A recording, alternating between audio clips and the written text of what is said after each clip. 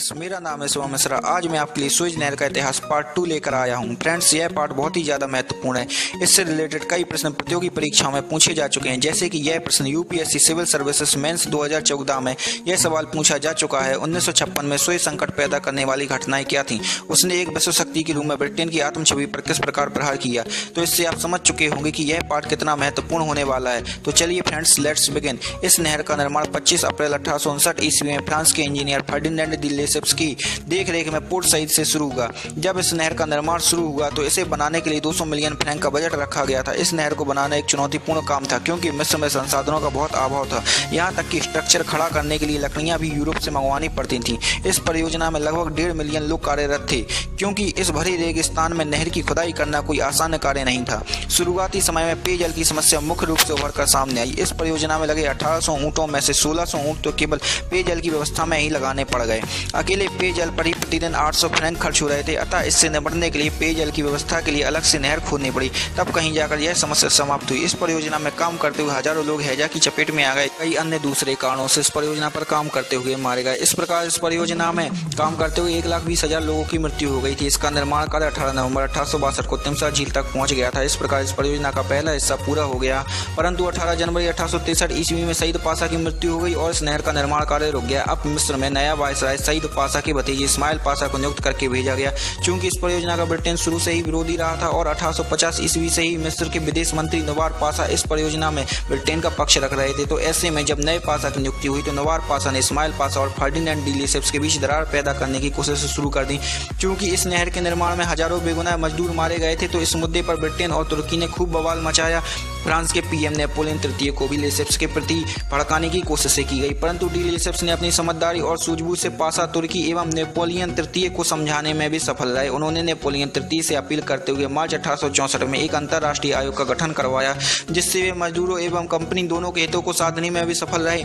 परंतु जब तक आयोग ने इस समस्या को सुलझाया तब तक लगभग 4 वर्ष का समय गुजर चुका था और इस परियोजना की लागत 100 मिलियन फ्रैंक बढ़ गई थी। ऐसे में लेसेप्स ने कंपनी को वित्तीय संकट से उबारने के लिए फिर से नेपोलियन तृतीय से अपील की एवं 100 मिलियन गोल्ड फ्रैंक का बड़ा लोन पास करवाया। फिर बड़ी बड़ी मशीनों के द्वारा 3 साल में इस नहर का बचा हुआ कार्य पूर्ण कर लिया गया। 17 नवंबर 1869 को यह नहर बनकर तैयार हो गई। जब यह नहर बनकर तैयार हुई तो जश्न का माहौल बनाया गया, आतिशबाजियां की गई। हफ्तों तक पार्टियों का दौर जारी रहा। इसकी ओपनिंग सेरेमनी में कई देशों के राष्ट्राध्यक्ष एवं 6000 लोग शामिल हुए। इन राष्ट्राध्यक्षों में महारानी यूजिनी, प्रिसिया बेल्स और नीदरलैंड के राजकुमार एवं ऑस्ट्रिया के सम्राट भी शामिल हुए थे। इस नहर की लंबाई पनामा नहर से दुगनी है, परंतु लागत पनामा नहर की लागत से 1/3 गुना कम है। इस नहर से गुजरने वाला पहला जहाज ईगल था एवं दक्षिण से SS डीडो था। 1875 में ब्रिटेन के राजदूत ने एक दिवालिया उद्योगपति इस्माइल खेदेव के शेयर खरीद लिए। ऐसा करके ब्रिटेन भी इस परियोजना में हिस्सेदार हो गया। 1876 ईस्वी में इस नहर का पुनः चौड़ीकरण एवं गहरीकरण कराया गया। 1887 ईस्वी में इस नहर से रात में भी जहाज गुजरने लगे थे। 1888 ईस्वी में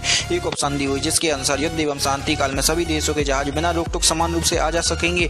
इस पर किसी राष्ट्र की सेना नहीं रहेगी। परंतु 1904 में अंग्रेजों ने जर्मनी से युद्ध का खतरा देखते हुए समझौते को तोड़ दिया एवं वहां पर अपनी सेना बिठा दी एवं उन्हीं देशों के जहाजों को आने जाने की अनुमति थी जो उस समय युद्धरत नहीं थे। प्रथम विश्व युद्ध में ब्रिटिश इस नहर को धुरी राष्ट्रों से बचाने में सफल रहा। इसके बाद ब्रिटेन ने 1936 ईस्वी में मिस्र से एंग्लो मिस्र संधि की, जिससे इस पर ब्रिटेन के अधिकार की पुष्टि हो गई।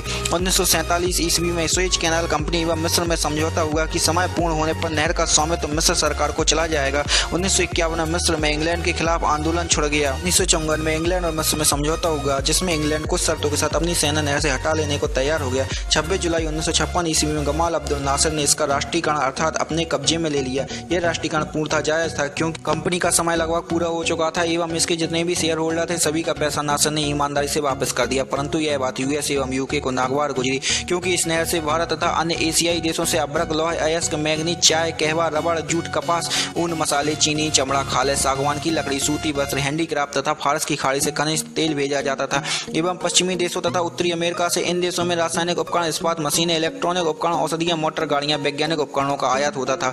तो यह नहर स्ट्रेटेजिक रूप से महत्वपूर्ण थी एवं यूएसए एवं यूके को यह डर था कि मिस्र कहीं तेल की सप्लाई कम ना कर दे। परंतु यहाँ यहाँ पर सोचने वाली बात है कि नासा ने इसका राष्ट्रीयकरण किया क्यों। तो अतीत में 1950 ईस्वी में नील नदी पर आसमान बांध बनाने का नासर का ड्रीम प्रोजेक्ट था, जिसे पूरा करने में यूएस एवं यूके मदद कर रहे थे, परंतु मिस्र की रूस एवं कम्युनिस्ट चेकोस्लोवाकिया से बढ़ते हुए संबंधों से ये दोनों देश नाराज हो गए और उन्होंने इस परियोजना से अपने हाथ खींच लिए। ऐसी स्थिति में रूस ने मिस्र का साथ दिया, कहा कि वह इस बांध को बनाने में मिस्र की मदद करेगा, क्योंकि इस बांध को बनाने में 1 बिलियन का खर्चा था और तकनीकी मदद वो अलग। तो उस समय मिस्र के पास ना तो रुपया था और ना ही तकनीक। ऐसे में क्रिया का प्रतिक्रिया रूप देते हुए नासर ने इस नहर का राष्ट्रीयकरण कर दिया। उसने अपनी जनता को बताया कि इस नहर के टोल से 5 साल में वह बांध बनाने लायक रुपया इकट्ठा कर लेगा। यूएसए एवं यूके ने बहुत कूटनीति इस्तेमाल की, परंतु वे नासर को नहीं मना सके। अब यूके ने फ्रांस की मदद लेकर इजराइल से कहा कि तुम्हारे जहाजों को मिस्र इस नहर से आने जाने नहीं दे रहा है। इसका कारण यह था कि मिस्र और इजराइल एक दूसरे के कट्टर दुश्मन थे, दोनों आपस में गाजा पट्टी पर लड़ते रहते थे, इसीलिए इजराइल इनकी बातों में आ गया। तीनों राष्ट्रों ने फ्रांस के सेवरिज में 24 अक्टूबर 1956 को एक गुप्त समझौता किया, जिसके बारे में यूके ने यूएसए को नहीं बताया। इस समझौते के तहत पहले इजराइल हमला करेगा, क्योंकि उसके पास यह हमला करने की वजह है कि मिस्र उसके जहाजों को आने जाने नहीं दे रहा है। इसके बाद पीछे से हम दोनों यह कहते हुए हमला करेंगे कि दोनों पक्ष शांति बनाए रखे एवं अपनी सेनाएं वापस ले, नहीं तो हम युद्ध में आ जाएंगे। हुआ भी यही। 29 अक्टूबर 1956 को इजराइल ने गाजा पट्टी से होते हुए सिनाई पेनिनसुला पर आक्रमण कर काफी बड़े क्षेत्र पर कब्जा कर लिया। योजना अनुसार 30 अक्टूबर को यूके एवं फ्रांस ने दोनों देशों से अपनी सेनाएं पीछे लेने को कहा, यदि नहीं माने तो हम युद्ध में आ जाएंगे, क्योंकि इजराइल मिस्र के काफी हिस्से पर कब्जा कर चुका था और ये दोनों देश मिस्र से अपने ही क्षेत्र में सेनाएं वापस लेने को कह रहे थे। मिस्र नहीं माना। परिणाम स्वरूप 31 अक्टूबर 1956 को यूके एवं फ्रांस की वायुसेना ने पोर्ट सईद एवं अलेक्जेंड्रिया पर हमला कर उसे 6 नवंबर तक अपने कब्जे में ले लिया। इस हमले से पूरी दुनिया में हड़कंप मच गया, क्योंकि यूके एवं फ्रांस ने जो किया वह एकदम नाजायज था, जिससे यूएसए नाराज हो गया। उसकी नाराजगी के 2 प्रमुख कारणों से थी। पहला, इस योजना के बारे में यूके ने यूएसए को कुछ भी नहीं बताया था, जबकि ये दोनों हमेशा से ही रणनीतिक साझेदार रहे हैं। दूसरा यह कि रूस ने यूके एवं फ्रांस को न्यूक्लियर वॉर की धमकी दे दी थी। अगर ऐसा होता तो यूएसए को मजबूरी में रूस से युद्ध करना पड़ता, क्योंकि अमेरिका नाटो का सदस्य देश था, जिसकी संधि के अनुसार इनके किसी भी सदस्य देश पर हुआ हमला इससे जुड़े हुए सभी देशों पर माना जाएगा। इससे पूरी दुनिया पर तीसरे विश्व युद्ध का खतरा मंडराने लगा। इसे रोकने के लिए कनाडा ने यूएनओ से गुहार लगाई एवं यूएसए ने ब्रिटिश पाउंड को मार्केट में रिलीज कर दिया, जिससे यूके की अर्थव्यवस्था चरमरा गई और यूके की जनता ने भी अपनी सरकार का विरोध करने लगी कि अभी तो सेकंड वर्ल्ड वॉर खत्म हुआ है और अगर आप ऐसा करोगे तो जल्द ही थर्ड वर्ल्ड वॉर शुरू हो जाएगा। परिणाम स्वरूप यूके ने मजबूर होकर 6 नवंबर 1956 को अपनी सेनाएं वापस बुला ली, जिससे फ्रांस ने भी मजबूर होकर 7 नवंबर 1956 को अपनी सेनाएं वापस बुला ली, जिससे फ्रांस की आर्मी अपने राजनेताओं से बहुत ज़्यादा नाराज हुई। यहाँ तक कि 1958 में फ्रांस में सरकार पलट गई एवं ब्रिटेन के पीएम का अपने देश में इतना विरोध हुआ कि 2 महीने बाद पीएम को अपने पद से इस्तीफा देना पड़ा, परंतु इजराइल नहीं माना। परंतु दिसंबर आते आते उसने भी अपनी सेनाएं वापस बुला ली और इस प्रकार यह संकट खत्म हुआ। इससे यूके एवं फ्रांस की विश्व शक्ति वाले आत्मछवि पर प्रश्न चिन्ह लग गया। इस प्रकार यूएसए दुनिया की विश्व शक्ति बनकर उभरा और जिसका सूर्य कभी अस्त नहीं होता था उसका सूर्य अस्त हो गया, मतलब यूके की विश्व शक्ति वाली आत्मछवि खत्म हो गई। इसके बाद 2014 में मिस्र की सरकार ने 8 बिलियन की परियोजना से इसका चौड़ीकरण कर दिया, जो कि 2015 में पूरा हो गया।